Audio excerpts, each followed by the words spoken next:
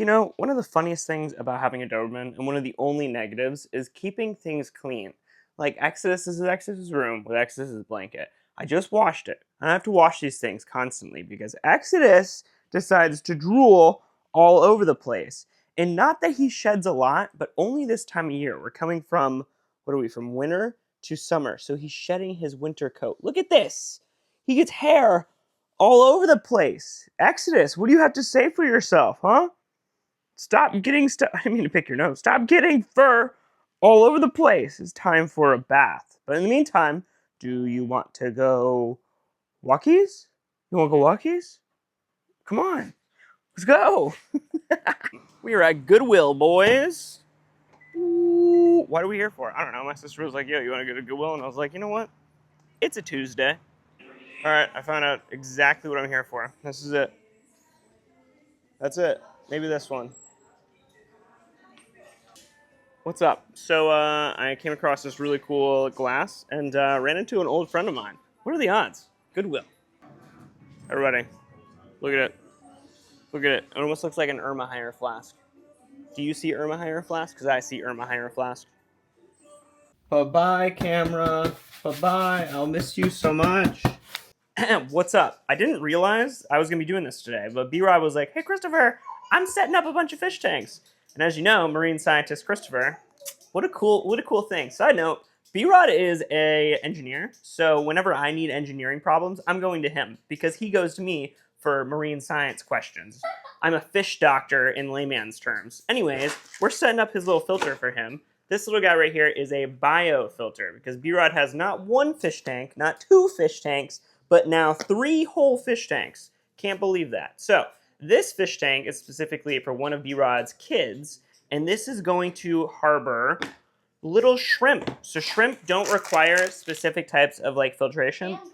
And guppies. Little did I know, guppies as well. So we're gonna have shrimp and guppies in there, and they don't require a lot of filtration. So this little guy right here is a sponge filter, and within the sponge filter are these little ceramic balls, and these little ceramic spheres are actually what harbors bacteria. So there's aerobic and anaerobic bacteria. Long story short, without getting too technical, there's bacteria that uses oxygen, and there's bacteria that doesn't use oxygen to reproduce. And then that bacteria breaks down the natural cycle. Whenever the shrimp go to the bathroom, they produce ammonia. And then ammonia needs to be broken down to nitrite and then to nitrate.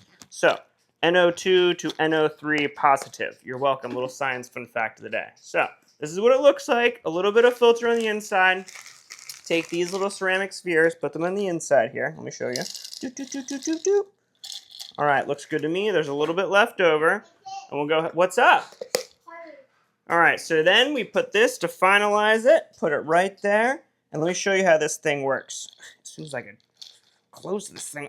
All right, good. So airline hose goes into this tube here, right? No, goes into this tube here. Pushes water down here, which then through a venturi forces water to go through this and then siphon up. There you go. Little air water filtration for shrimp tank. Woo! No, that one was too small. All right, here we go. We gotta mix all this, make sure we're nice and clean. Oh yeah, oh yeah. I don't miss any of this. Nope, not one bit. Here we go. We're gonna set up a beautiful aquarium. Well, first off, we're gonna do the shrimp tank. I am helping you. What do you mean you need my help?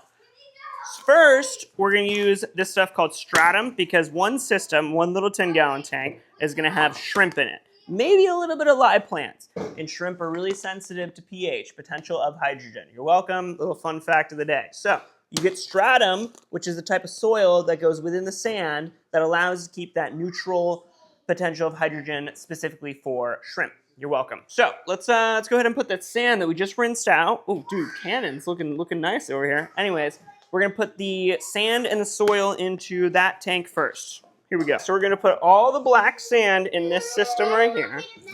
Okay, I'll try to not get it messy just for you. Here we go. Oh!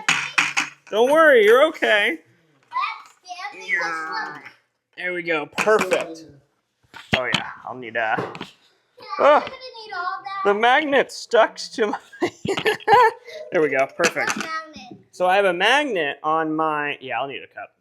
All right, so let's go ahead and add our soil in here. Oop, let's put it right over here. Boom. What is that for? So this is our soil. So the soil is good for plants and for shrimp. So we're gonna make a little bit of like a little hill over here for everything. For the shrimp there? Mm-hmm. I bet they would like to hang And maybe on. you're gonna get some little plants in here too. Because plants would be cool, right? All right, let me show you guys so far. So we have the tank itself. We have some soil in there. We made a little hill. We have our little filter right here for the little shrimpies. And then Eli liked to point out this little tiny tiki head, and we have a little submarine. Oh, Daddy picked it out too? Let's build the next tank. Here we go. All right, everybody take a look at our really cool fish tanks. Woo, here we go. That's Carly's. This is Eli's. Nice. Time to go, because like I said, there's a bunch of them in the other tank. Look at the size of this dojo loach, bro. Oh my gosh, this thing's beautiful. Look at him. The open sign's off. Hopefully I'm lucky. Goodbye, camera. Sorry, I know it throws people off. No, you're good. I was like, the whole thing turned.